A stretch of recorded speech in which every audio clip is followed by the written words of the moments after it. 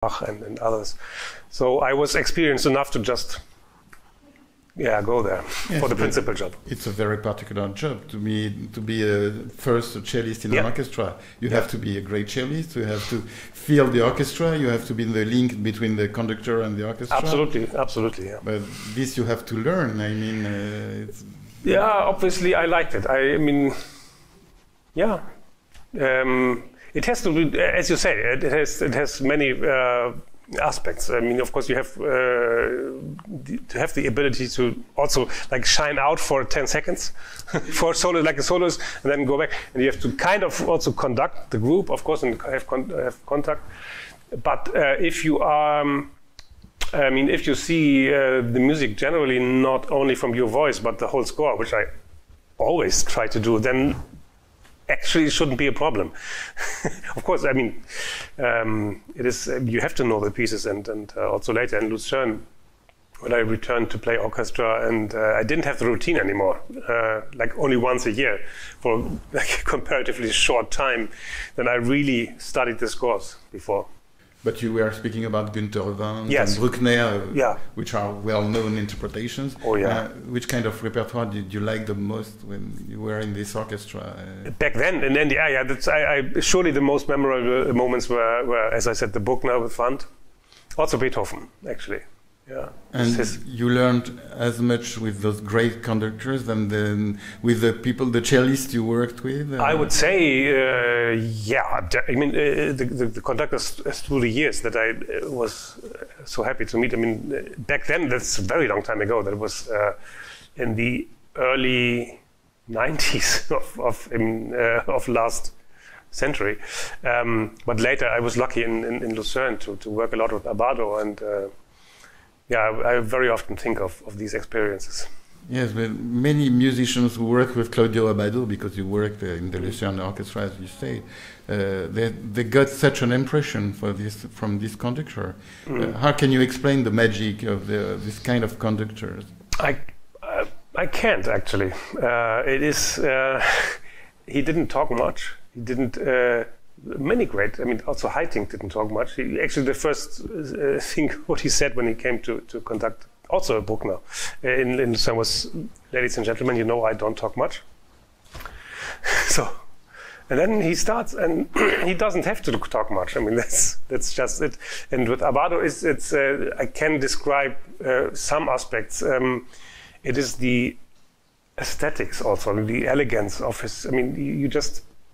You follow a conductor if you like watching him or her. It's hard to describe. I mean, there's nothing forced. It was so natural. Even though I had also sometimes many questions. I mean, like we played.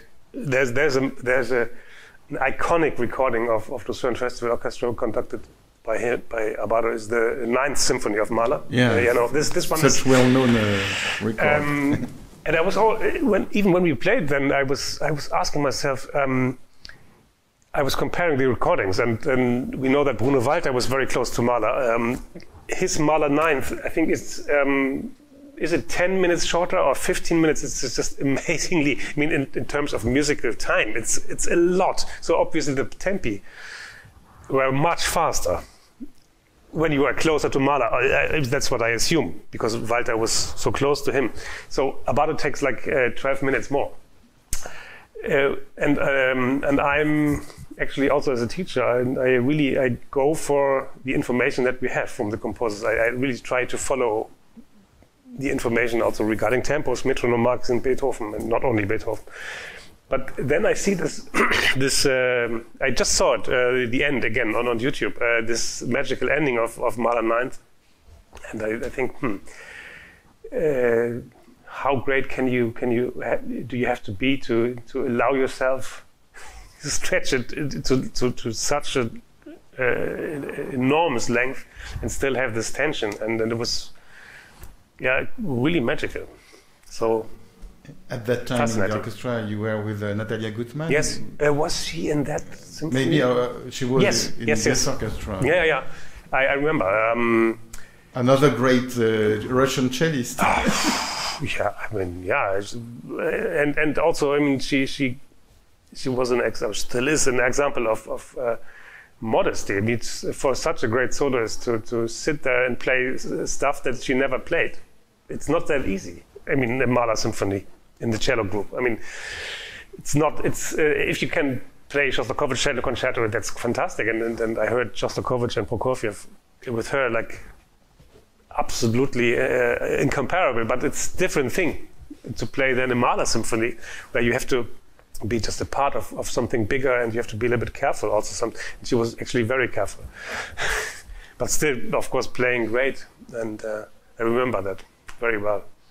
We know you too as a great chamber player. We know recordings with Janine Johnson, of those kind of great artists of our time. How did you come in this world? You learned with Heinrich Schiff too. Yes. Who was a great figure. Yeah.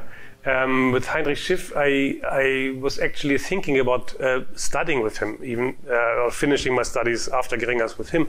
But then there was the offer of becoming assistant in the class of Geringers, so I decided to stay and get experience. But I played in masterclasses for Heinrich, and I also invited him later when I was professor in Berlin. I invited him to teach masterclasses at our school. So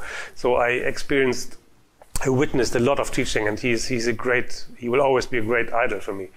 The other question, how did I come to this world? I mean, chamber music always was super important for me, but in the end, to get in this group of Janine's, circle somehow, it was pure luck. It was just there's a concert series in Berlin called Spectrum Concerts, which is very well known too. Fantastic series with extraordinary programming. Because Frank Dodge, the artistic director, is a great mind, and a cellist and a great mind. Anyway, there was a program with Schubert Quintet, and one of the cellists couldn't play, and then I was there, and someone suggested, okay, we need a cellist tomorrow for the Schubert. Call JP, and they called me, and I was there. And from then, I kept playing with them. It's unbelievable, but in the end, I have to say, pure luck. Yeah, but if you stay there,